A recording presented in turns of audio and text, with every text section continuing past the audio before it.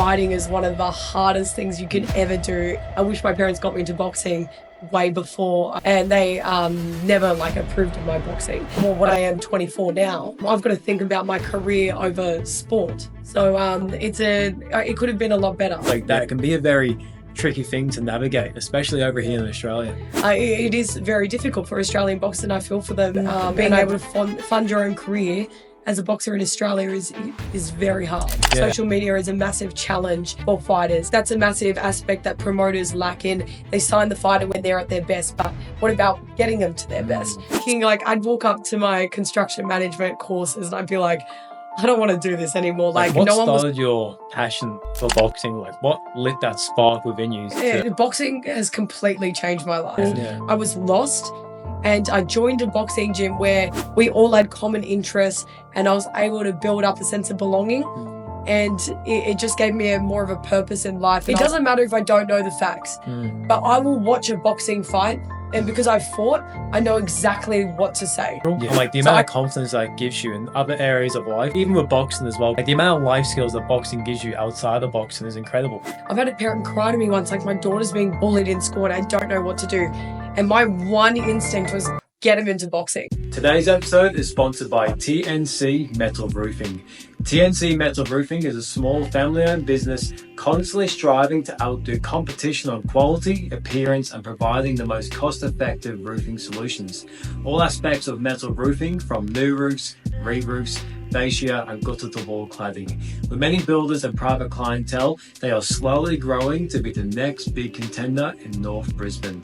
TNC stated they are loving the work One Talk does throughout the community and beyond, highlighting mental health is a major thing and often swept under the rug within the building industry, and they want to make it a topic. Never any project TNC will shy away from, and the mental health of their employees is always at the forefront. So check the link in this bio. You can find their website, you can find their Instagram. Please go show the love, go show the support. Also, if you need any roofing work done, I highly recommend hitting them up. They are the best in the business on Brisbane, and I highly recommend checking them out. Thank y'all. The marathon continue. Victory lap tonight, though. Victory lap tonight.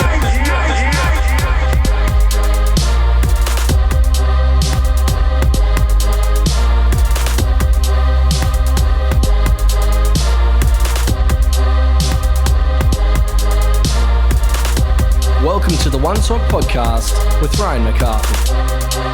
The marathon continues. That's what you would say.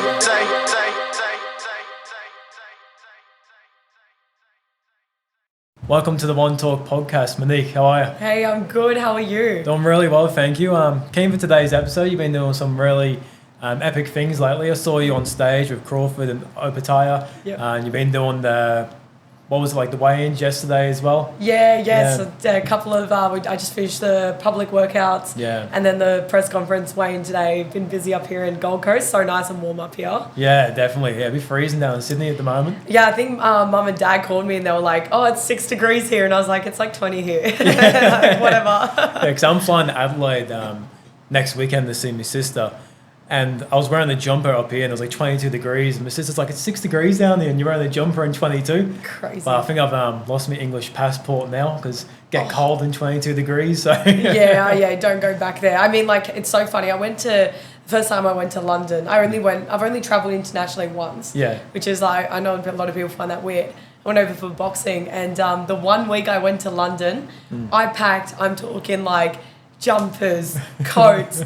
And then I go through a heat wave and I get there, it's 33 degrees every day and I had to buy a whole new suitcase. So I was like, this is terrible. Yeah, people don't realise how warm it can get over there because it's seen as a freezing cold place, but in summer it can cook. Yeah, I think the week I left and everyone was like, it's gone down to 20 degrees again. I was like, are you kidding me? I should check the weather app, but whatever. Yeah, that's the cool thing about the work that you do because it potentially could start taking you worldwide. Yeah. Couldn't it, going to England? Because I know Hooney's fighting in Ipswich at the moment. Yes. And he's a local from here fighting over there, but I guess there's so much potential that can come from the work that you do. Yeah, definitely. I think that's the reason I love the whole industry I've broken into. We have so many talented fighters like Jai and Justice who's going on the international stage.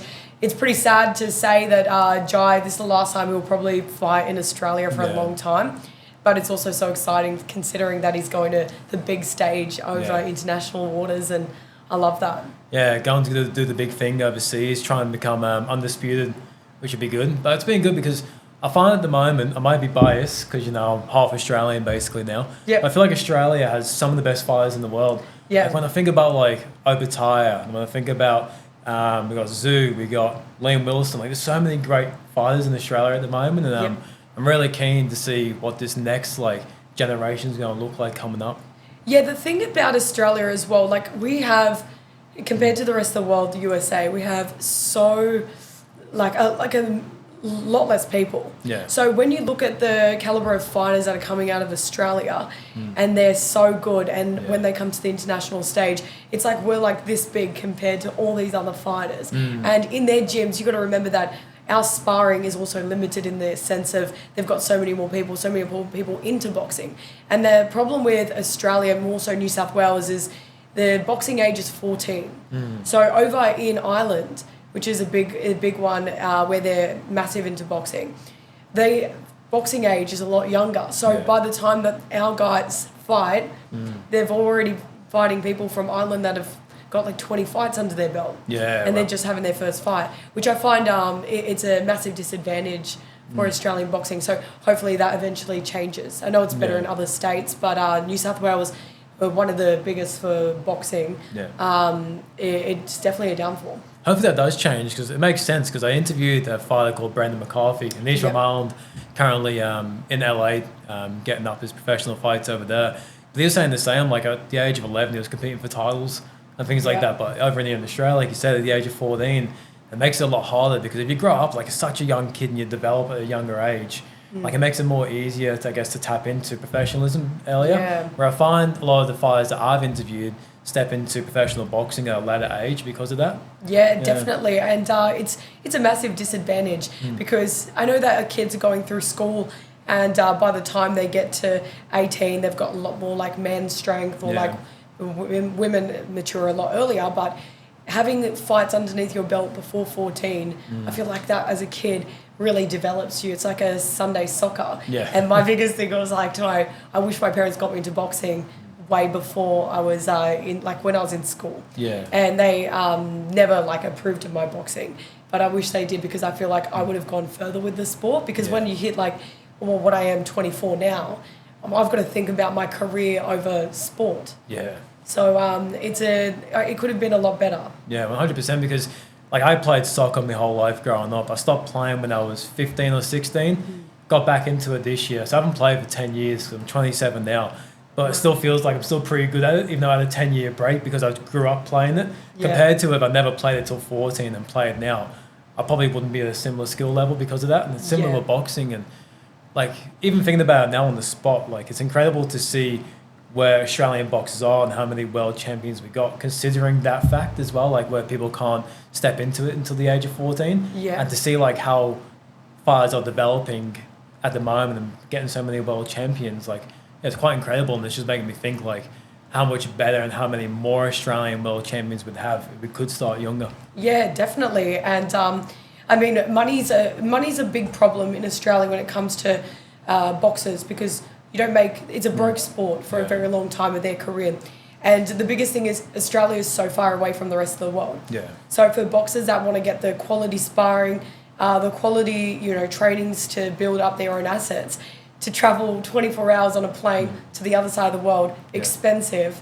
And by the time they get there, how long can they stay over there? How long can they afford to stay and get the best sparring in the world? So it is very difficult for Australian boxers, and I feel for them. And I'd love to be able to grow the sport in a positive way. 100%. And because like you said, going to a place like the UK or going to America, a 17 to 24 hour flight, and there's probably going to be at least 10 grand in flights, accommodation. That's not even including your training, nutrition, daily expenses and whatnot. Because I had Benny from All Star Boxing Gym come on the podcast, and he was talking about because when you step into a footy team in the NRL, you have a whole organisation supporting you. And you step into boxing, it's you. And you've got to find your sponsors, as well as do your social media, as well as focus on your training, find a dietitian, find like a team around you. Like you got to start from yourself, and if you're stepping into the sport raw, like it's so hard to know how to navigate, like what team to get, what people to get, who's going to be in your corner, and things like that. It can be a very tricky thing to navigate, especially over here in Australia. Oh, 100%. I think the biggest thing as well, like there's so many people out there that are like, let me do strength conditioning with your fighter, let me do this, let me do that. And it's like, hold on, but who's paying for this? Because like sponsors I understand there's people that want to sponsor boxers, but it's also very rare as well. And it's hard to get that cash inflow because a lot of the boxers are tradies, and my brother's a tradie. I promise you, there's nothing he thinks about doing after work than training. He doesn't want to train. He doesn't want to go to the gym and get whacked around in sparring because you dig holes all day. So it's very hard to keep up your own income. And I find being able to fund your own career as a boxer in Australia is very hard. And you need to get eyes as well. So like you do the work during the day, which is probably construction, labouring, then you go and train, and somehow you've got to figure out how to do social media, which is a whole world within itself. And even for people who are, I guess, well-versed in social media, still find it hard to boom because to get attention on there, it's very competitive. And to mix in training and work as well as trying to do social media to get attention and get eyes, which then relates with getting money and sponsorships, that can be so hard as well. And it's very challenging, and hopefully over the years with the work you're doing, with the podcasts that are rising, with all the promotion companies that are coming about, and the Instagram pages that promote Australian boxers, hopefully all these things collaborate, I guess, over the next 10 years to make it a lot more sustainable for fighters stepping into it. I mean, the biggest thing for me is like I've aligned myself with the Wando Promotions in Sydney, which is a massive growing, one of the fastest growing promotions in Australia. And the biggest thing that we've sort of looked at is social media is a massive challenge for fighters, and we're not looking enough at grassroots boxing where they all start out, which is the amateur scene. And we're really pushing that avenue where we're building their story so sponsors can follow their journey and really align with their brand as well. So I think that's a massive aspect that promoters lack in. They sign the fighter when they're at their best, but what about getting them to their best? So Australia has a limit in media that covers boxing. And whatever it is, what it is, but allowing our promotion to cover them on another platform, I think that's going to make a massive difference. And we all love like a journeyman story as well. And I think that's a great angle to take because there's probably no one really else out there taking that step, like following people from amateur and following that journey into professionalism. Because like you said, it's until like they get 10 fights out of the belt in professional fights when they start getting headlines and more promoters and people around them. But to actually follow people from the start and build a story around them, I think that's an epic opportunity there too. Yeah, definitely. I mean, a good example of that is like people like George Kambosos, like, and your Tim Zeus. If you saw more of like, how they got from their amateur career into the pro scene and how they actually built it up, I feel like a lot more boxers could benefit from that. They could see how they actually did it in a video form. I know back then social media wasn't as popular when it came to boxing and promoting themselves. But if we do that now, in years to come, a lot of boxers are going to find the sport it's a very like a Sunday soccer sport.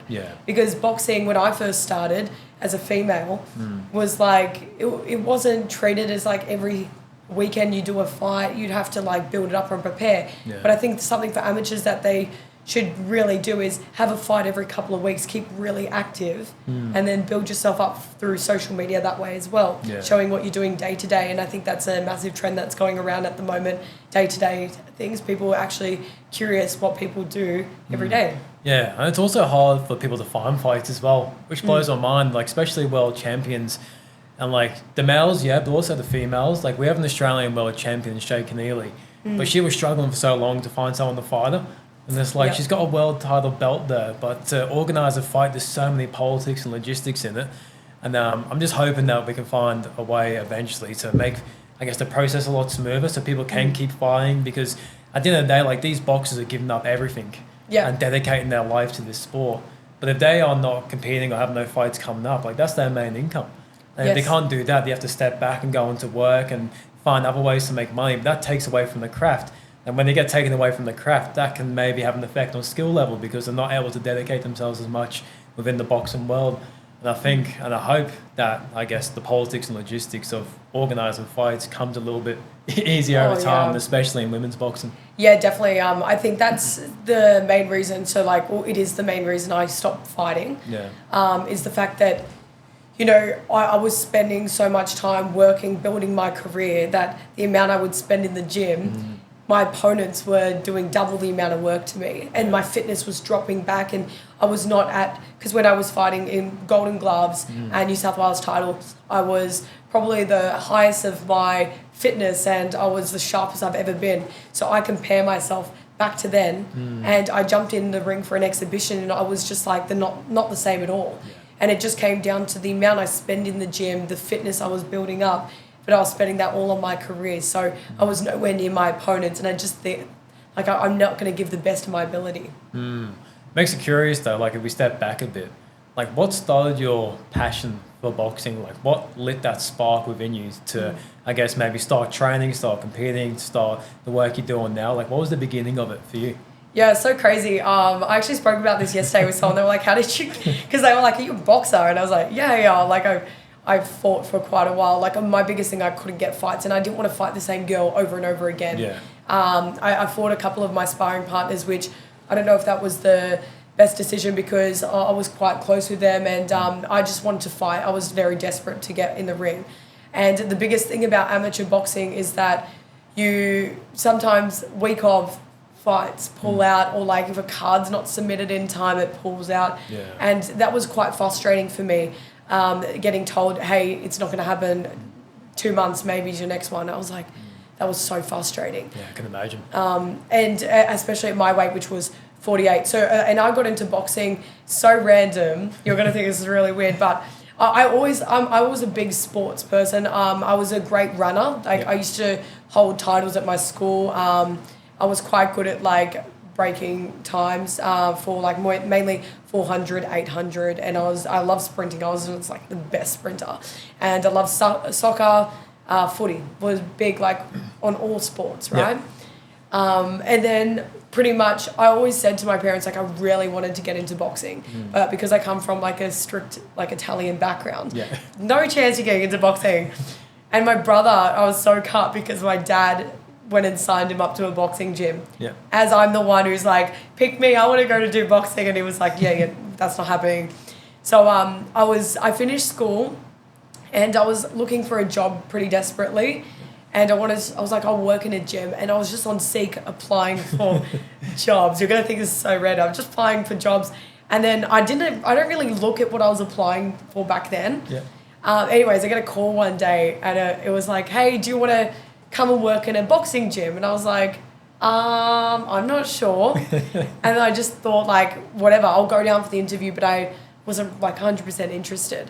I think I was trying to get a job at Anytime Fitness or something. It was so random, and I didn't get a call from them, so I was like kind of cut. So I was like, whatever, I'll just take this on. And I turned up late to the interview too, like I had no care in the world. I was like, I really don't care. I turned up and I met the guy, the manager of the place, and I walked into the place. I was like, oh my God, where am I? And I met him, he was the loveliest, like most chatty person I've ever met. And I was like, he's like, so I know you're really young, you just finished school, do you want to work here? And I was talking to him, and like we were vibing, like I was only like 19 at the time. Yeah. And he goes, you know what, I've got an interview with a girl that's a lot older than you to manage this place. Yeah. I'm going to cancel that interview, and you've got the job. Oh, really? And I was like, why? Because you just got that personality for it. Yeah. And I find it crazy because from that day, I started boxing, and I started managing the gym. I got close with the trainer and a couple of guys in the gym and started training with them. And I met Ebony Bridges, who a very close friend of mine. Ebony really got me into boxing, and another boxer there. And then I met Ricky Colossimo, which is my like partner now in Wanderer Promotions. Yeah. And I work under him, building up one of the biggest brands for Australian boxing. It's going to change the scene, and I met him through a job in the gym. Funny how it all starts, isn't it? How you find your way. Crazy. It's actually crazy. I love it though. Yeah. I'm still close with absolutely everyone I started out with. So they're like, I consider them my closest friends. Like Ricky is my closest friend, and he's always there for me. I call him anytime, and he's there. And Ebony's the same. I know she's over in the UK, but one of my closest friends that really got me into the sport. Oh, that's awesome. Like, before you went for that interview, like, did you know much about boxing or what it entailed, or like were you very fresh on the scene? You know what's so funny? I was so fresh in the scene. I don't even think I could have named like a boxer in Australia. Yeah. And it's crazy because when I was in school, we were never really like.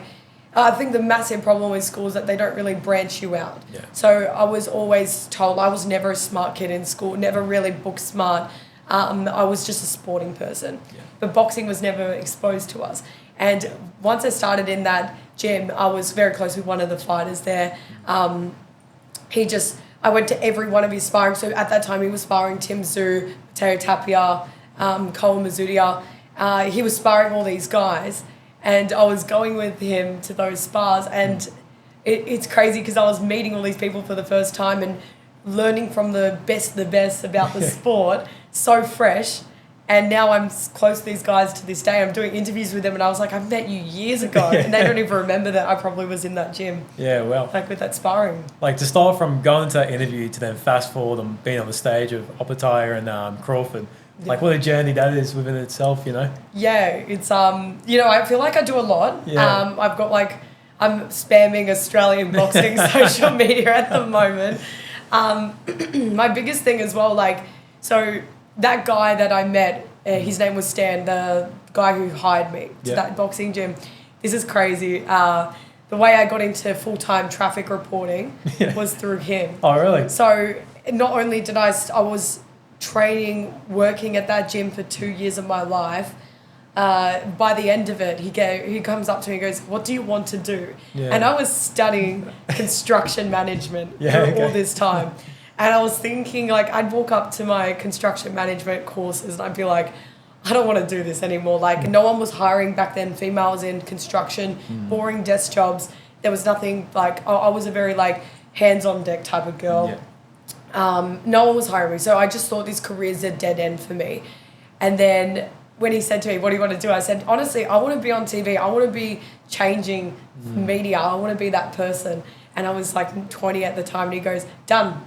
I'll sort you out. I'll get you a job in media. You're going to have to work for it. Yeah. You're going to have to send in demos for a whole entire year. And then maybe you'll get to hear back about a job." Yeah, well. And that's what happened. I thought it was the other way around. I thought you would have went into traffic reporting first and transitioned to boxing. There's actually boxing and then transition into media. Yeah. Yeah, well. Crazy. Boxing changed my life. My coach, Arnel Baratello, changed my life. Yeah. One of the most amazing boxers. He fought Manny Pacquiao. He had world titles, Australian champion. Yeah. One of the most, he's so funny. He's so close with me. I have so much love and respect for him. Call away anytime we need each other. But he was always by my side. He trained me every day, in my corner for all my fights. Ricky was in my corner for my first fight. Crazy how everything just changed. Yeah, I've got so many questions. Yeah, I know, sorry. I'm trying to think of which direction to go first, but we'll cover them all. But the first one is, what skills, or I guess, let's stick with skills. What skills did boxing and training and being in those environments transfer into going into media for you? Especially stepping into reporting and journalism, what things really transferred from boxing into media? Yeah, it's crazy. So I do really bad with nerves, by the way, absolutely terrible. I feel like I would have been a pro fighter if it wasn't for the nerves. Yeah. And my biggest thing was, when it came to boxing, the nerves was it destroyed me walking into the ring. And I just thought to myself, fighting is one of the hardest things you could ever do, in the sense of you're walking into the ring, your adrenaline is the highest, you're so nervous, you're freaking out 24/7. And then I'd get on a stage. Yeah. The nerves don't even compare. Yeah, I can imagine. Because you're walking, because how big were some of the crowds you're walking amongst when you're doing your walkout for fighting? Yeah, well, my first fight, I think I filled up the whole room. Yeah. And I was not a very big, I don't want to fight on the high, popular cards. Yeah. I wanted to fight. I was fighting on PCYC cards, Golden Gloves, no one I knew there, but, the room was full. I reckon there was 300 people in that room. but I knew no one. Yeah. So Golden Gloves was probably my one fight that I performed the best. No stress, no nerves, because I knew no one there. Yeah. And that was a big thing for me. And just being in a different environment and not knowing anyone besides my team that I went up with, and everyone was busy doing their thing because you all fight at the same time, it transitioned to me doing media. There's no nerves in media. Yeah. It's a different type of spotlight, isn't it?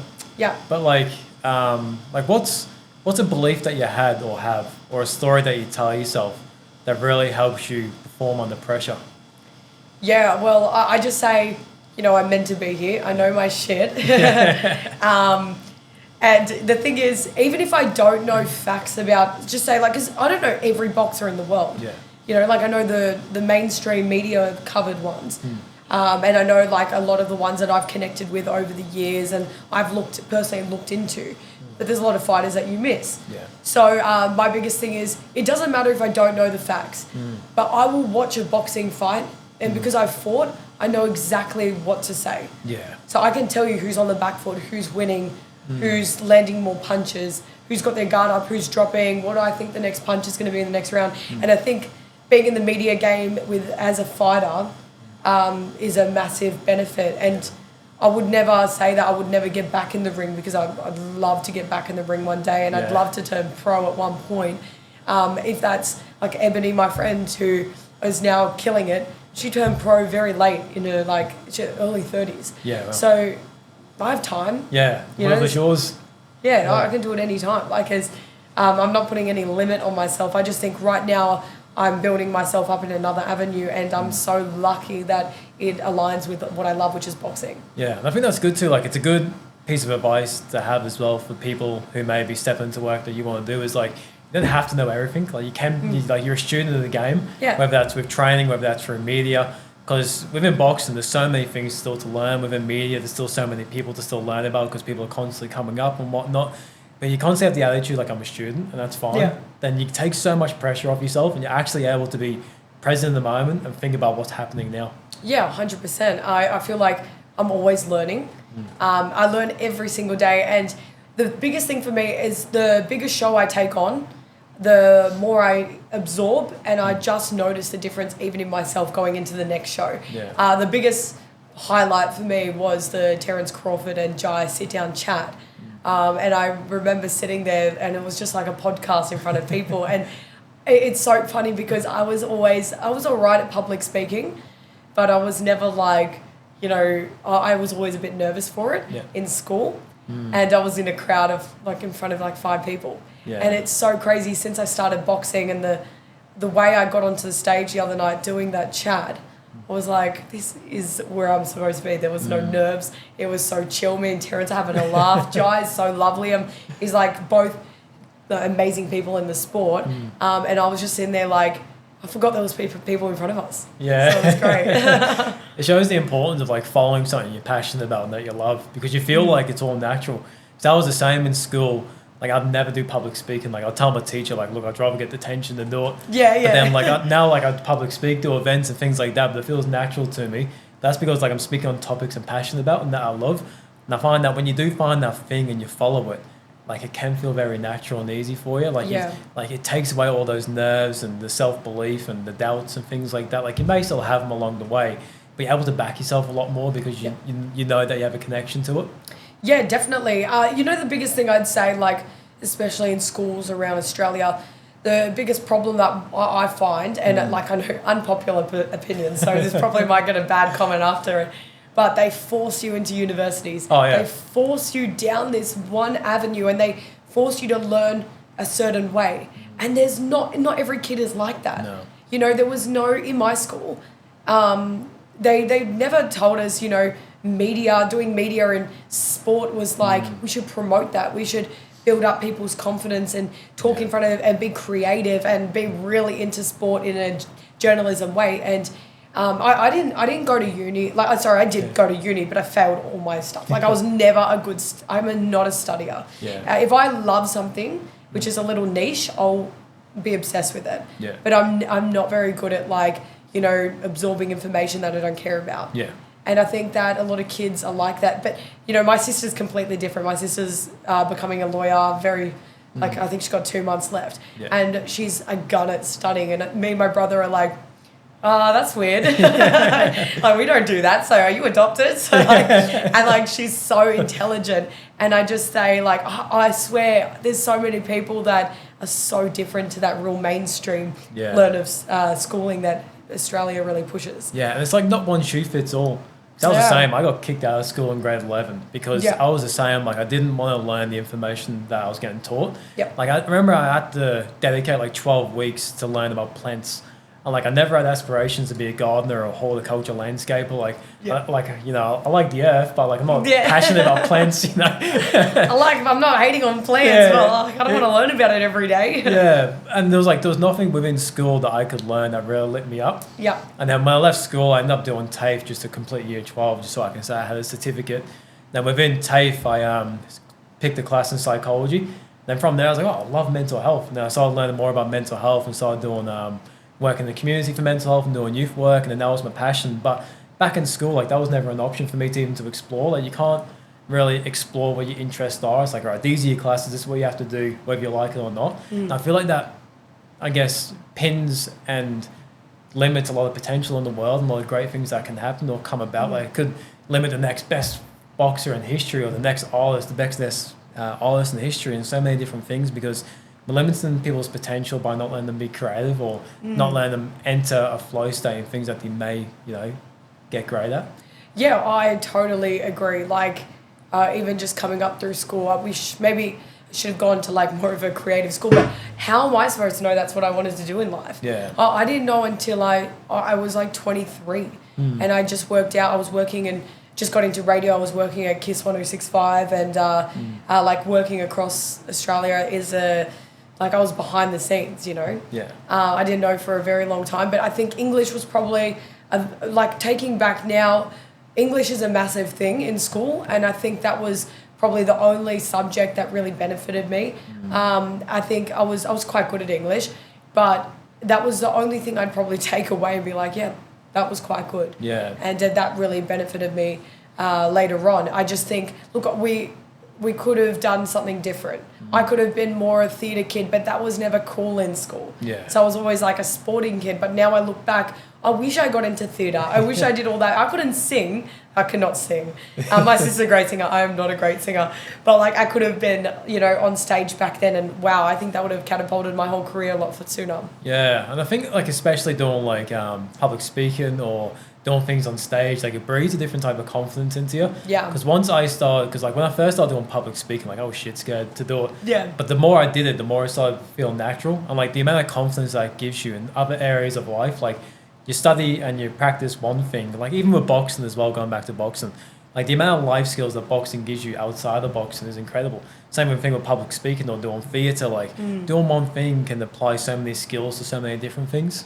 Yeah, I think boxing has completely changed my life. Yeah. I promise you, the minute I walked into that gym and I picked up, you know, I bought my first pair of gloves. Yeah. Which I think they were sponsored, but whatever. But the minute I put those on, my life completely changed. You know, I met some of my closest friends. I met pinnacles of the sport that drove me into a career.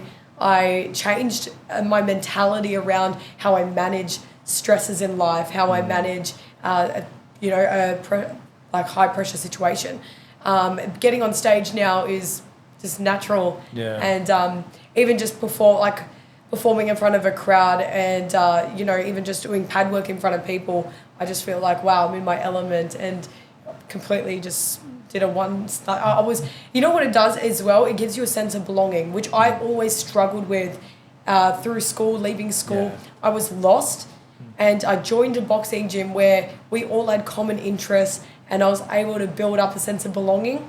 And it just gave me more of a purpose in life, and I was able to build off something. And to this day now, like this, I'm up here for the Jai fight, and I'm promoting that through Tasman Fighters and DAZN and Matchroom Boxing. So doing that up here, I just feel like, yes, it's work, but I'm actually having the best time. Yeah. And I don't feel like I'm working at all. I just feel like I'd rather do this and go out on a Saturday night clubbing. Yeah. You know? Because it actually contributes to, I guess, what your goals are, what you love to do, your passions. And, like, especially with boxing, one thing I love about it, because like, I grew up, like, kind of as, like a, what's it called, like an armchair fan of boxing. Like, I wasn't so, like, super into it until I got a bit older. It was mainly when I started doing the podcast, I started interviewing boxers, and I just got really interested around, like, the mindset and behind the scenes, and I started to go to a lot more fights and events, and that's when, like, I became, like, a real fan of boxing. But the community aspect of it is so awesome. Like, my mate Luke here, he owns CSC Boxing Gym. Yeah. And the first time I went there to meet him, it felt like I was a part of the gym already. Like, the first time I walked into the doors. Yeah. And I felt like that with so many boxing gyms I walked into. I don't even know the people in there, but everyone just makes you feel a part of a culture, a part of a community.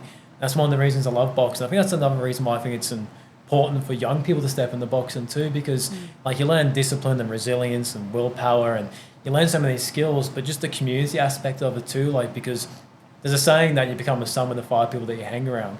But if you're around an environment of people that are uplifting, that have goals, that are focused on a certain task and goals, like it's going to resonate with you and bleed into you and what you do in life.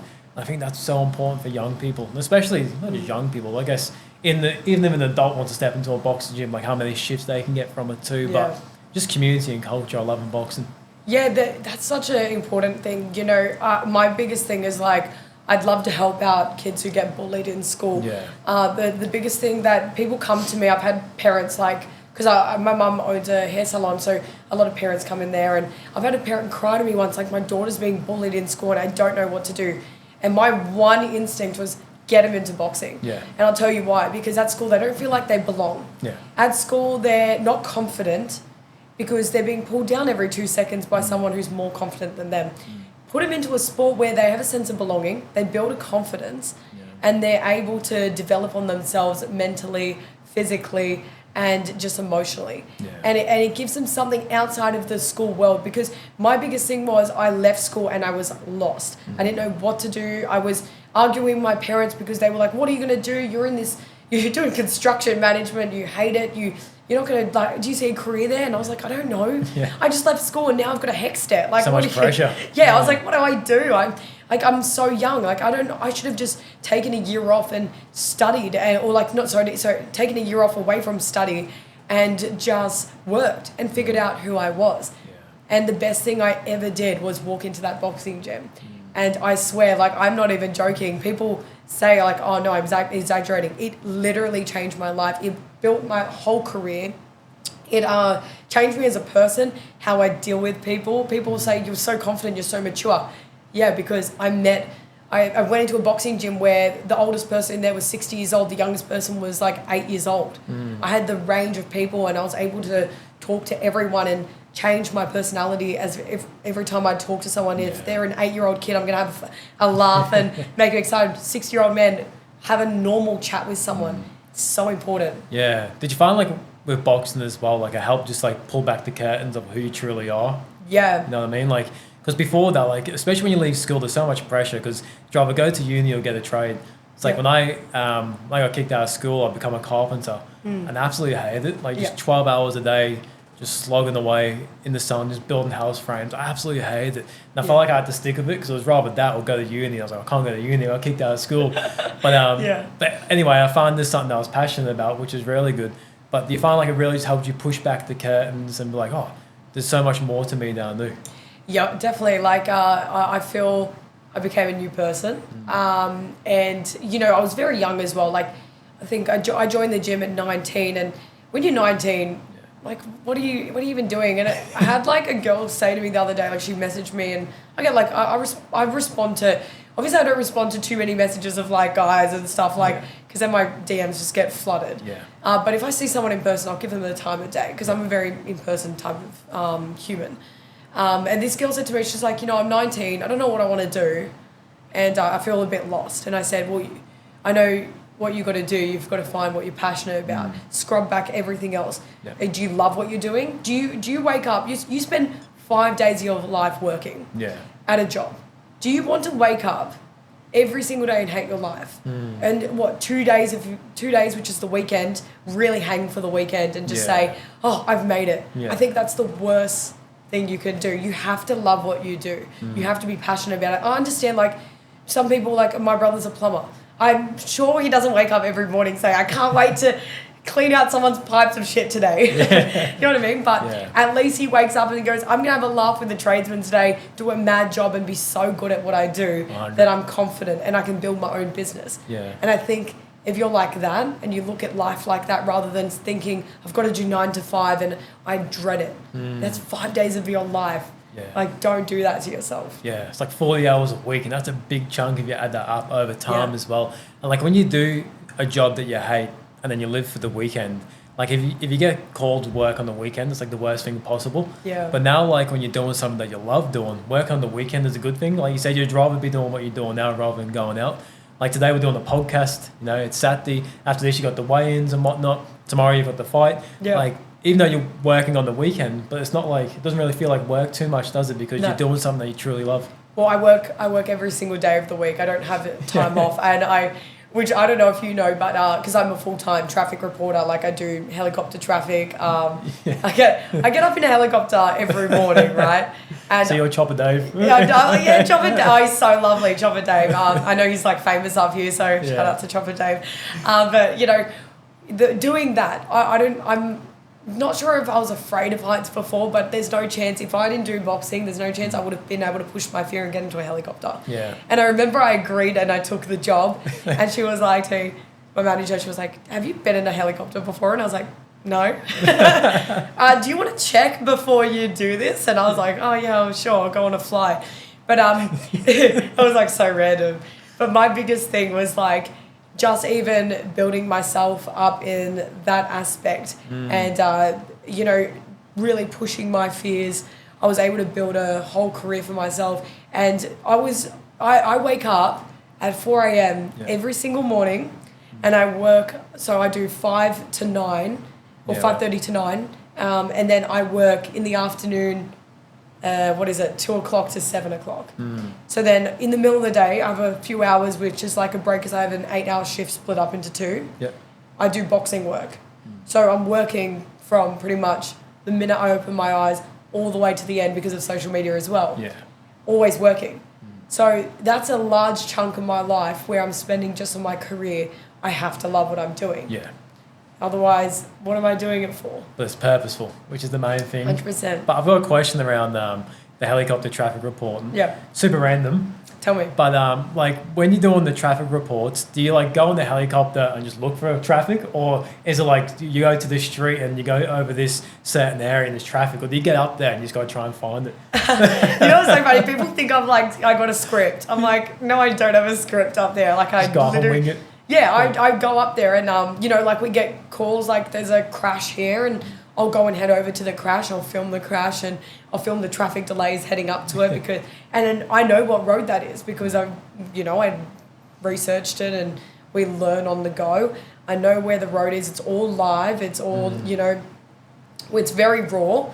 And then, oh, there's a crash over there. There's flashing lights. I'll film that too. What street is that? I'll work that out while I'm up there. Yeah. We have Google Maps. We look at, that's that street. I'll talk about that in my report. How is it going to affect people? Yeah. So people, it's so funny that people think that I've got a script. I'm like, oh, God damn, no. And I hate having a script too. I'm like, I want to do everything live as possible and everything on the fly. It's so much more fun. I find that the best as well, even with me. Like I never write down questions for a podcast. I like memorize it in my head and then just sitting down with someone and talking. Yeah. Are you the same as well, like with fighters that you speak with? Maybe it's pre-fight, post-fight. Instead of like constructing all these questions and sitting on your phone and interviewing them, is it more so just in the moment being curious and getting to know, I guess, the information you want to know in that moment? You know what's so funny? Every single like fight I prepare for, or like every single interview I prepare for, podcast, I don't write down questions. I mean, they're there. Yeah. They're there somewhere on a document. I don't look at them. I don't even use them. My biggest thing is I look at how the boxer's stats. I've obviously got to give facts on that. But it just comes with the flow. Like, I have a normal conversation. I don't think you'll ever really see an interview with me holding up notes or a phone to my face. I think that's a big thing I thrive on, is just all live, all on the go. I'm very good at having a live conversation with someone. And sure, I'm probably sure I've made a mistake here and there. I've said the wrong record or I've said something wrong, but it doesn't matter, because at the end of the day, you're speaking to an audience who is probably meeting this person for the first time over social media. So you're catering for, all right, well, let's just have a normal conversation. Let's get your personality out from the boxing ring and see what you're actually like, so people can bond with you. Yeah, like how do you approach, I guess, in your own mindset, how do you approach asking questions to boxers? Like, what's the process of in yourself? Like, how do you know what angle you want to take? Because there's like, when you actually think about it, there's so many angles you can take and so many questions. But I guess, how do you know what angle to take when you approach boxers? So, because I'm a fighter myself, so I say, if I was to build myself up in media, and I get sponsors, I have heaps of sponsors that if I was fighting right now, they'd jump on board. I had them through my amateur career, people that were giving me money and supporting me because I knew how to talk to a camera and I knew how to pose in front of a camera. Obviously, like, I'm a girl, blonde, whatever. It obviously is a different aspect to the sport back then. But I always think, how I'm speaking as a boxer right now, I want to benefit their career. I don't care about getting something that's going to trend out of it. I'm talking to them as, how can I build up their personality, have a vibe with them, and show that they're, this is the person that they are out of the ring. So it will benefit them, because I'm trying to grow the sport. That's the difference. Yes, I will grow naturally in the process, but I'm growing the sport as well in a positive light. So if I can help these boxers grow as well, and hey, that's a cool interview this girl did with this guy. He sounds like a nice guy, intelligent. He can have a laugh as well, but, they're not being weird or anything, and they're not talking about crap we don't care about. Well, that's what I do, and it's comes very naturally. I don't write anything down. If anything, every time I prepare a question, I just look at it and go, don't even want to read that, just talk. And I think that makes more fighters want to be interviewed by you as well, because you're not looking for clickbait and getting anything out of them. So, like, when you see them like weigh into something, they're not looking at you like scurrying away or something. Like, they're actually probably keen to come up to you and have a conversation, because they probably know you're going to get good questions out of you. It's so funny as well, like, even at the shows we do now of Wanderer, like, I used to do all the amateur interviews. I used to do, like, I think 50 interviews in a night. I was like, come on, next one, and building with them. But obviously, so I've developed, like, this thing where I'm losing my voice every single time I push too hard. So I've pulled back, and I've tried to, like, not overkill, because it affects me. Obviously, full-time job is a reporter. I can't be losing my voice every 2 seconds. So now the guys come up to me, they're like, where's my interview? Why am I not getting an interview with you today? Like, they get cut, and I'm like, I would love to. I can't push myself that much anymore. But I always do, like, I always push. I'm like, yeah, let's do it, It'll be fine. The next day I can't even talk anymore. But the biggest thing is that I'm trying to build the relationship with these guys, because I genuinely think they are so talented. We see I did an interview with one of the officials, and he was like, I used to watch Jai Bhatia and George Kambosos in their amateur days, and I said, wow, that is something special. And I want to be that person. That I interviewed this person who's now coming up through the boxing ranks, and wow, I thought they were special from the minute I spoke to them. Also, like, I want to step into your own boxing journey as well, and your own career and that. And the transition into that, the first question that I have is, like, we're interviewing these elite level boxers and fighters. What's some things you've learned from them that you reckon will really attribute a lot to your own craft? I think the biggest thing, like, I think Terence Crawford is the most intelligent boxer. Like, I know he's very soft-spoken, but just the way he works his mindset around training and how he's built himself up is super smart, and he is best pound-for-pound boxer in the world. 41 wins, knockouts, crazy, best closure in the world. I think he's someone at pinnacle of the sport, and we only get one of them in a generation. So, there's people like Jeff Fennick, who we all look up to, Costa Zoo, we also look up to. People who, Jeff is still doing so well in the media, and he's years out of his career. And he's the most loveliest person. And, I speak to these people. I've done sit-down interviews with these people, and I sit there and I listen to the avenues they took. It's more about the avenues. So there's a thing where you could go this way and listen to this person and listen to their biased opinion, because everyone thinks they're a boxer over the phone. And they've never stepped themselves into a gym ever in their life. So listen to that and watch how that gets you in the wrong direction. So it's all about, when I talk to them, how they had all these opportunities, all these paths ahead of them, and they took one way and it led them to this. And I think that's the biggest thing I learn is taking specific paths and not being so bummed out when an opportunity sort of fizzles out in front of you, because it happens for a reason. Yeah, I can imagine like interviewing these people, going to these fights, going to these events. You must be itching to like fight again, like going to all these events. You have no idea. I see like, you know, I would love to turn pro one day. I would love to be back in the ring under the big lights, but I struggle so hard with nerves when it comes to fighting. Like I was throwing up before every fight. I was already underweight as it is. I remember saying to my coach, Arnell, he's like, we're about to walk into the ring for, I think it was like a second fight, which I lost, by the way.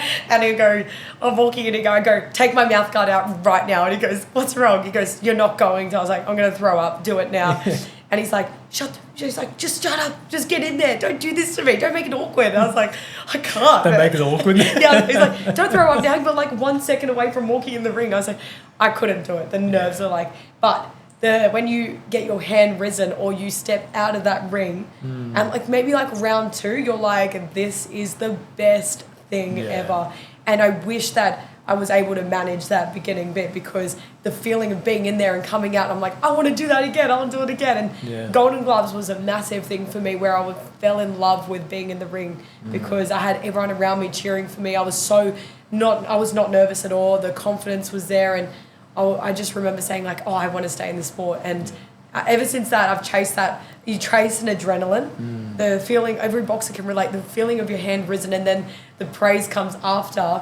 You chase that. Yeah. And I definitely interview some of these fighters, and I'm at events and I'm like, I want to be in there right now. I want to be the person winning. Yeah. So. Especially like when you're in the fight and the crowd's going crazy and screaming and you're like 10 rounds deep and knackered, and the crowd's going off, and it gives you like this second win where you just get like life back into you out of nowhere, and you're able to carry on. But that adrenaline, a lot of elite sports people do chase it. I hear a lot with soccer as well. Like players that retire struggle because they're so used to, for like 20 years straight, being in stadiums every single week with like 50,000 people screaming and singing, and then one day it's all gone. But yeah, I can imagine like now you're probably at a stage where you're keen to get back in. Do you think that nervousness, do you think that's something that will ease with repetition of getting back in the fight and doing it more? Or do you think it's something, I guess, you have to start implementing strategies like meditation, breath work? I'm not sure if you do any type of mindfulness to help with the nervousness, or? Yeah, you know what I think it comes down to is like doing it a lot more often. There's obviously, I'm a 48 kilo fighter. Yeah. I was always fighting upper weight, it's not ideal having bruises on TV. Yeah. So I had to really pull back on that. I don't think I ever had a fight that was at my weight. Yeah. Okay. I was always fighting people a lot heavier than me. And then I think the biggest thing is, yes, I was trying to get those fights quite frequently. I was registered. I was applying for every show.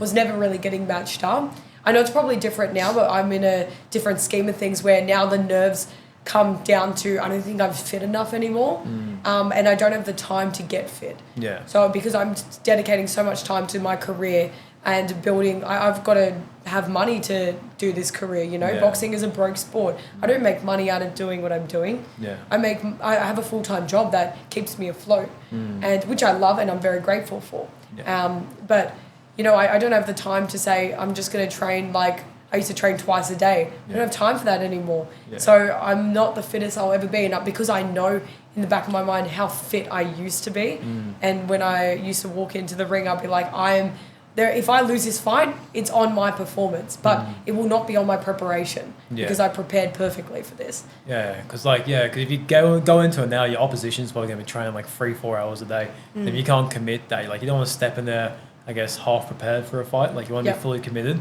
But at the moment, like, do you still train? Like what's your, because you said you grew up doing fitness, you love boxing now. Like, what's your training like at the moment? Do you train every day, or do you do boxing every day? Is it running every day? Like, what's it like now for you? Well, I still train every single day with Arnell, and, you know, very lucky to have him. Train every single day. I run on the weekends. I have Friday, Saturday, Sunday, no boxing. It's only because like your body needs to recover. That's the way my body adjusts to things. Yeah. Because I get injuries if I'm training, non-stop. But I'll do a run on the weekend. But yeah, I used to. So I mean, like it's only since I've been blowing up in the social media with boxing world and doing TV events. It's only since then I stopped training twice a day. So I used to train after my first shift in the morning and at night, and then my sleep would be a little bit terrible because once you finish training or finish sparring, you're laying in bed like, how did I go today? How did that all go? Where could I improve? And like you don't sleep well. You don't clock off very well. And I struggle with sleep a fair bit. I know there's obviously ways that I could probably move around it, but that's more time and dedication to that, where I think time is my enemy. Yeah. And I'm still very fresh. Like I've only been doing the boxing interviewing for just over a year. Yeah, okay. It's happened very quickly, and I'm still getting used to it. I'm still trying to work out my life as well. So I'm sure it will settle out. Yeah, but it's forever a journey. Life, constantly evolves, constantly changes, things happen. And I'm really keen to see what happens in the future for yourself. Thank you so much. I really appreciate that. We need more people that get behind people changing the sport and building in boxing. Yeah. So I appreciate it. But before we wrap up, I've got 2 questions for you. Yeah. So the first one is, who's your favourite fighter of all time? Terence Crawford. Terence Crawford? Easily. Yeah. And that's just because I think he is best pound for pound, best closure, IQ is incredible. Through the roof. And after speaking to him, I was like in awe. Like I was just, those people that you finally meet, like your favourite singer. Maybe I would branch it out to that. Yeah. For people who don't know boxing, you meet your favourite singer and you see, like, how did you get to this spot? And you're just sitting there and you're like, whoa, that is cool. I never knew that. Like it makes sense. He is who he is. Yeah, because things you see in the media, they're so highly edited. And when you're sitting there in the flesh talking to someone, hearing all from like a raw perspective, I was just like in awe the whole time. Yeah. I was like, I was starstruck. I was like, wow. And I was like, what a career privilege so early into my career to sit down and do that. And I'm so grateful for people like from Dan from IBC to getting me involved in that, who's a promoter I work with who works up here, is launching something very cool in the next coming months. So I can't say much about it. Yep. But IBC International, the Instagram, he's one of the people that got me involved in that and changed my whole career. Oh, awesome. Well, shout out to him and we'll keep a lookout for that. The last one is, it's a question I ask every guest, but what's your definition of success? I want to make a difference. I do not care about money. I do not care about, I know like people think that's weird. I'm very lucky and fortunate that I live at home. So obviously a lot of people don't have that. They don't have the luxury of living at home with parents that support them. And I feel for them, and I wish I could change their life too. I wish I had the money to say, here, I can help you too. But my biggest thing is, success to me is being able to put a smile on someone's face, doing an awesome job, impressing someone, and building a name for myself where I'm able to change a future of something. Even if it's boxing or it's men and women's health, mental health, helping kids in schools. I want, hopefully, in a perfect world, a kid wakes up and can't wait to get to school to be so happy there. And, it's such a toxic place, social media, and I'd love to change it all. And I think anything negative, we don't live in a perfect world, but I'd love to get rid of it. But all those things you mentioned, it's already happening at the moment. Yeah. It's already in the process. I see it. And also, I just want to thank you for coming on the podcast, and also thank you for the work that you do. Thank you so much for having me. Loved it. Great. Cheers. You're a great podcast host. I love it. Thanks. Thank you so much. Cheers.